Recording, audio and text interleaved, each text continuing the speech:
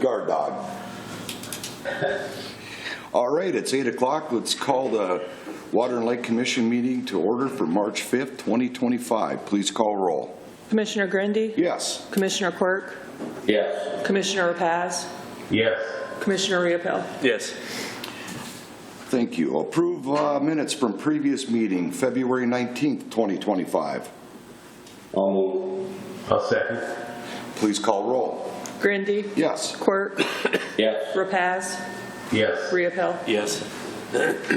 Bills and payroll. Second. Please call roll. Grundy? Yes. Quirk? Yes. Rapaz? Yes. Riopel? Yes. Comments from the public? Nothing. Mr. Todd. Oh, no, he hasn't been here for 2 years. Hey, Steve, come on up. Todd, settle in there. So, Welcome back. yeah, good to be back. So, just some quick updates. So, probably about a month ago, I kind of reported to you that we had submitted the PPL for the lead service lines, and we put in a request for, all 330 of the unknowns or whatever. Department of Health came back now. I think they're starting to see, there's already going to be a shortfall of money available. So what they've asked us to do is basically resubmit, and the only thing we'd be including kind of in this round of, requests for money would be including the lead service lines. And they're the city, there's 8 of them right now. So we'll be resubmitting that PPL with just those 8. And then hopefully, I think the earliest funding would be available would be, basically the construction season 2026. So we're probably about a year out before, That'll be here before we know it. Construction, but yeah. So that's that. So we'll get that resubmitted. And then kind of with that said too, through the first round of inventory that was completed, it came back that I think it was throughout the state of Minnesota, there's like 280,000 unknown service lines. So Department of Health now is coming out with another round of technical assistance applications to the cities, and they're basically looking for consultants to do more investigative type work, whether it's records review, home inspections, that type of stuff. They want to try to reduce that number of unknowns. So that application period is due March 14th. Keith and I have talked. Keith has already essentially applied for that potential funding to hopefully kind of reduce, again, the number of unknowns within the city of East Grand Forks. And Keith, Todd, Brianna, and Brian Johnson, we had met on even Monday just to kind of talk about this and, maybe just some other avenues I guess we can take too, to try to reduce number of lead service lines. So I think we did a pretty good job, the first go around. So, I don't know, in East Grand Forks' sake, if we're going to be able to reduce that number a lot at this point. It's all ever changing, but they're talking about eventually even kind of a round 3 coming out where they may, include like potholing and stuff to try to, pothole down to be able to verify what a service line is. But I don't know.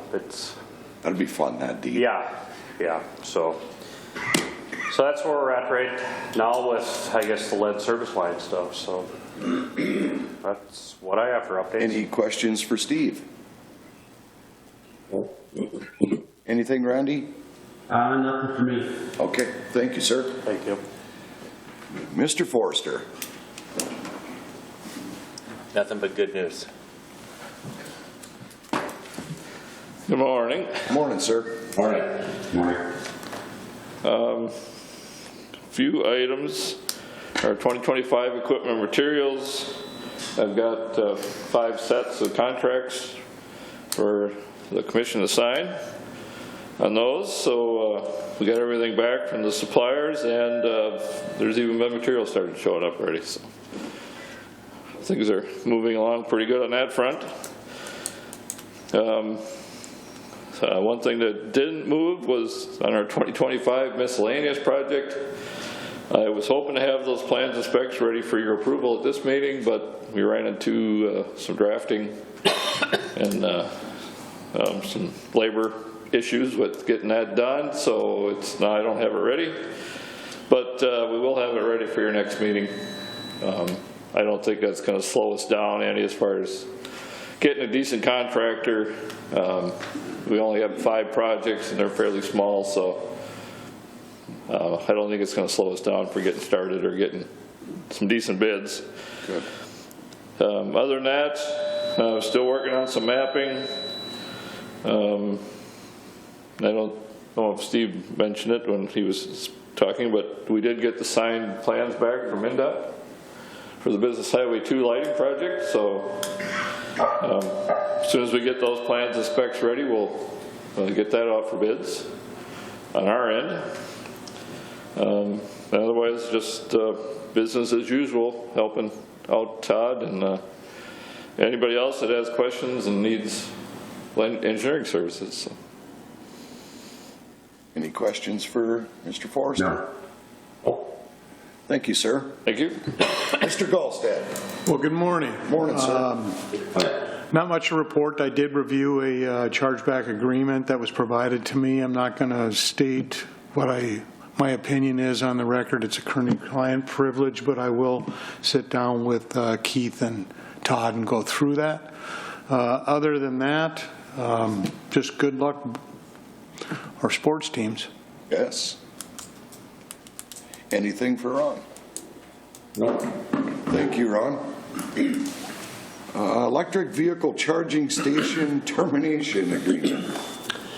So you all know that back a while ago we started a pilot project with the EV charging stations over by the cinema, Moore's Theater, and we weren't getting a lot of use out of it. It seems like just a few customers every month or so, but in October of this past year, the company that was in charge of maintaining it moved out of North America, so they would no longer service it. And so just prior to that, we were having issues with it working in cold weather, and so they weren't actually working at the time. And so as a board, MMPA, we had a discussion here. We've had a few discussions over the past few months, and we've decided to discontinue the pilot project. And so then at that point we thought, well, how are we going to get rid of them? We're not going to leave something in that's not working. That doesn't look good either. And so we came up with a solution that we would give each community $3,000 to just dismantle it and keep what's there and do what they want. Now there may be one or two that keep them in, but they'd have to service them and do that as well. But from our perspective, I guess that's why I brought this to your attention. We had the Avant Energy draft a document that releases the communities and MMPA of any type of issues, and Ron has looked at it, I know, and what I'm recommending is that the Water and Light Commission approve the termination of the EV charging stations pilot project and have the co-chair, the vice chair, sign the agreement on behalf of Water and Light. And so that's what I'm looking for. So once we do this, then it'll be within 20 days we'll receive the money, and then when Todd and his staff have time, they'll dismantle that, and then those slots should be opened up for all vehicles over in the parking lot. And so that's what I got. Any questions? I have a couple of questions. Is anybody, do you think anybody that's using those interested in taking ours or buying ours from us once we dismantle it? Yeah, but see, right now you have nobody to service it, and so so the company moved out, and then there was another company, because they were really looking Avant, or they looked around to see if we could have somebody else service it, and right now there was only one other possibility, and it wasn't for the next 6 months that they'd be available to do it. So I don't know who would have a use for it if it can't be maintained. You know how our Grand Forks is working out over there? Are they getting more utilization out of there? You know, I don't really know. I guess that'd be something we could ask, but I guess I'm not aware of the use there. Well, basically, we're going to abandon the project altogether now. Yeah, and that's why it was called a pilot project. I guess one thought is they're level 2 chargers. Those take 4 hours or so to charge. A lot of people can buy stuff and put it into their home and do it during off-peak hours. And so, you know, in my view, I guess what we kind of learned as a board and stuff is that, you know, maybe they want the fast chargers instead of the level 2, and if they're going to do a level 2, maybe they would just do it out of their home, and that's probably what we're seeing a lot of. I heard other communities at the board meeting say the same. Yeah, I guess I would have thought in the position we had it near the state park, I thought we might have gotten a little more utilization out of it. And for 6 months anyway, well, you know, people were traveling. But if there's no other questions, I'd make the motion to dismantle. I'll second. Please call roll. Grindy, Yes. Quirk, Yes. Rapaz, Yes. Riepel. Yes. Yep, thanks. Yep. Department heads, Todd. Good morning. Morning, Todd. I got a couple things here. Police had called after the high winds. We had a pole down over on 15th Avenue Northwest or East. Pole had fell and it stayed in the green sides. Wind just ripped the base away, so the guys went out and took the pole, removed the pole. We got a little bit of work to do, put a new arm on it, put a new base on it, so we'll get that one back up. We did have one more customer call in. They had frozen water.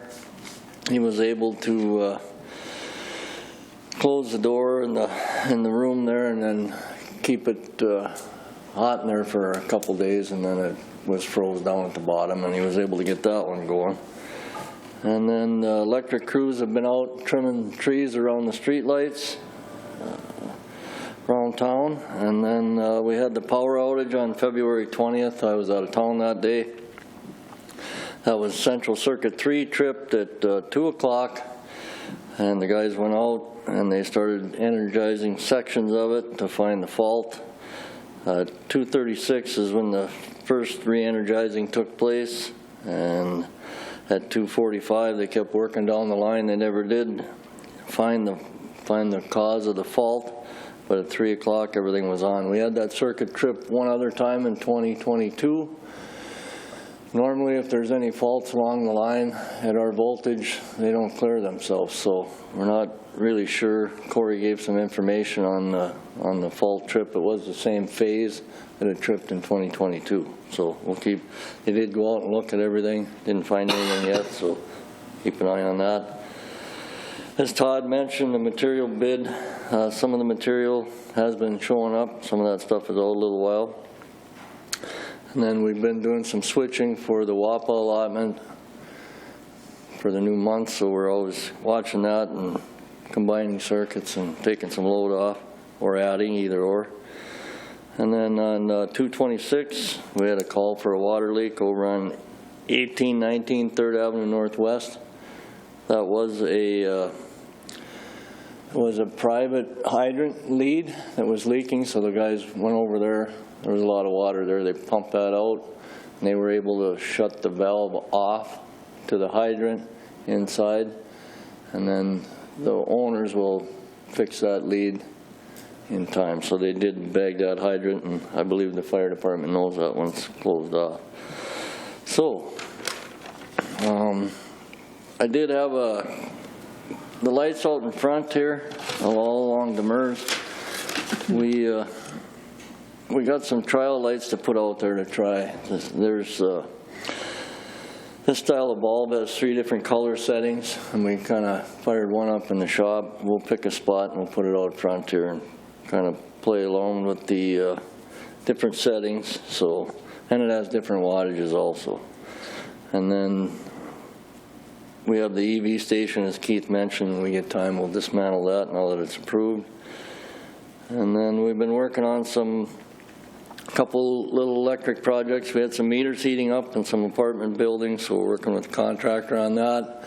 They did find a couple other ones, so they had that off yesterday and took their thermal imaging, and hopefully got everything tightened up and get that back to normal. And then we are still doing a few water meters as they're coming in. It's kind of slowed down, but I think once it gets nice again, we'll go out and knock on some doors and get the rest of them. We have quite a few that we had appointments for, but people keep canceling out, so we'll get after that when it gets a little bit nicer out. So other than that, business as usual. That's about all I have, unless you have some questions. Any questions for Todd? No. Thank you. Thank you. Ray? Don't have much for you today. Brian is attending the Minnesota Rural Water Commission, or the conference this week, so he's on it here, but hopefully he's getting a lot of good information on that. Other than that, it's business as usual at the plant, so any questions? Any questions? No. Okay. All right. Thank you, Ray. Carla? None with your questions. Anything for Carla? No? Jordan? This one hurts, Jordan. Morning. That's a big one. We'll start off with, that American Crystal rebate. So that's the majority of that's going to be VFD upgrades. They've added the motors, and that's going to be our one payment reported for 2024 for ECO. So with that, as we have in the past, I get those invoices from Border States Electric, and then Frontier helps us calculate those custom rebates and get those kilowatt hours and the dollar amount. So moving forward, my plan is to get caught up to 2024 and pay these on a quarterly basis, and also a follow-up meeting in the spring with American Crystal like we did last May. And I'm also working on a gas rebate with Excel for the DSE project back in 2023. So me and Brianna actually met with a representative a few months ago from Excel. So we want to start utilizing gas rebates, and it's something we can do on the city side for any future projects. So something to be aware of on that part.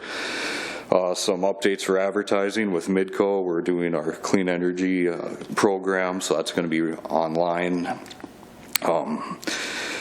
Just set up an ad in the Exponent for the hockey tournament, and then of course we've got the Herald, the annual the spring section, so we always put an ad in there, so we're getting something figured out on that part. And then been posting consistently on our social media channels and advertising the Forks Builders Expo. It's going to be the home show. It's going to be the end of the month coming up here, and that's about all I have. Any questions? Any questions for Jordan? No. Thank you, sir. Thank you. Corey, anything? Business as usual, unless there's questions. Okay, thank you. Mr. Keith? Only a couple items. So I've sent some information off to you about the APPA legislative conference, so I won't go into great detail on the priorities, but there's a document there that lists the priorities, and then I've sent them to the commission electronically, and I've also given a couple copies to the two of you that are here. But a couple of the highlights of what we did was we met with several representatives. Two of them we met with their aides. So Representative McCollum, we met with the aide. Representative Craig, we met with their aide. Representative Fischbach, we actually met with the representative on that one, Senator Smith and Senator Klobuchar, and then we advocated for those priorities that you see in front of you. And so it was a good event. I suppose I can say it. So Senator Klobuchar, she said she's the only one that can say that she sat in between President Biden and President Trump on the way to President Trump swearing in, and she kind of gave us a chuckle on that one, and so that was kind of neat to hear that. So Any inside stories? There was no scoop on it. It's just she enjoyed it, she said. So that was one of my highlights. Huh? You won't be able to go to work for the Herald with that. No, I guess not. But there was nice weather, and we actually went and looked at the House of Representatives and the Senate. So we had to go through some security, but I think things are pretty much back to normal around there, other than there's maybe a little more police that you see out and about. But things are, they look like they did 30 years ago when I was there in the past. So things seem to be normal as they're going to be around there. So You are old. Holy cow. I am getting older, yes. 30 years ago. Yep, not as old as you though, am I? Not quite yet. No, Not no, quite. no. So, but that's what I got, unless you got something for me. Anything for Oh, wait a minute. I got one other thing that you got me going that I forgot about the main thing. So assistant line foreman, that job opening closed on 3/3/2020. It closed just recently, and we'll be conducting interviews on 3/18 in the morning.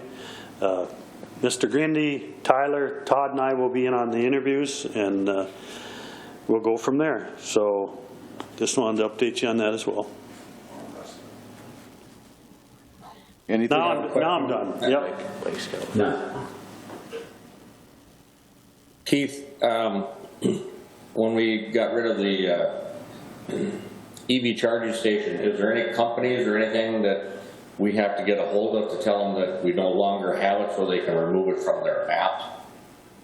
No, that was managed through Avant, so we'll have, they'll take care of that for us, and they were working with Jordan on that kind of thing, and before it was Kevin, and so, no, we've got it all covered from that end.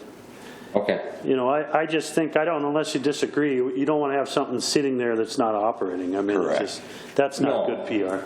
Yeah. Anything else for Keith? Nope. Okay. No. Thank you, Keith. Commissioner reports, anything besides it was Fat Tuesday yesterday? Nope. Nothing from me. All right. Motion to adjourn till March 19th, 2025. I'll move. I'll second. Please call roll. Grindy, Yes. Quirk, Yes. Rapaz, Yes. Riepel. Yes. Thank you, everyone. Yep, go green wave. Exactly. Please.